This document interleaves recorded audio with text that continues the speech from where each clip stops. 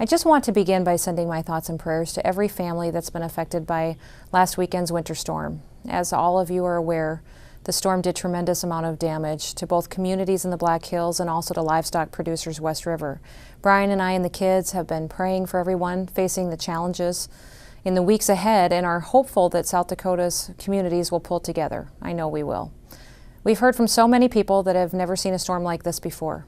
They've never seen livestock loss of this magnitude. At the moment, the House schedule is uncertain for the next few days, but I plan to visit West River on Sunday at the very latest so that I can see the damage firsthand and talk with as many producers and affected folks as possible.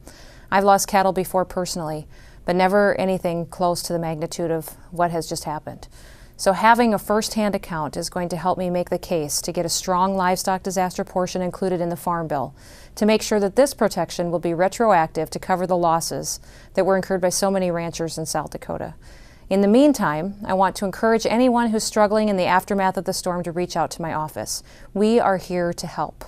My website has a special section for livestock disaster assistance that can provide some guidance for producers in the coming weeks. I've also reached out to Secretary Vilsack of USDA, and due to the partial government shutdown, FSA offices are closed and the USDA website is down. This leaves our producers with a lot of unanswered questions, and I'm hoping that USDA will reopen FSA offices, which I've asked them to do, so that they can begin to assist families. I will also keep pursuing this with the Secretary, as he has the authority to open those offices in these types of emergencies. We also need to keep pushing for a long-term farm bill. The focus on Capitol Hill has been on the shutdown and the debt ceiling, but we can't forget about the legislation that will help bring security to producers in South Dakota. I authored the livestock disaster programs in the House Farm Bill. Clearly, that portion of the Farm Bill is now more important than ever for South Dakota. Both the House and the Senate have passed farm bills. It's time to begin conference negotiations to finish our work on a 5-year bill. There have been many positive signs this week. After what I would call a lot of personal lobbying and arm twisting, Speaker Boehner has personally assured me that he will be naming conferees to the Farm Bill Conference very soon.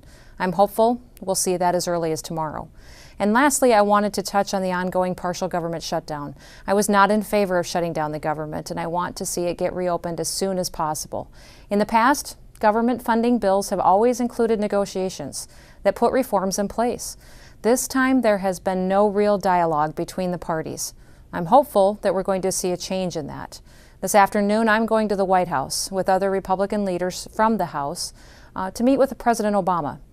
Prior to today, the president has had no willingness or little to negotiate. In a divided government, both sides need to be willing to negotiate and to find common ground. I'm optimistic that our meeting at the White House this afternoon will be a positive development.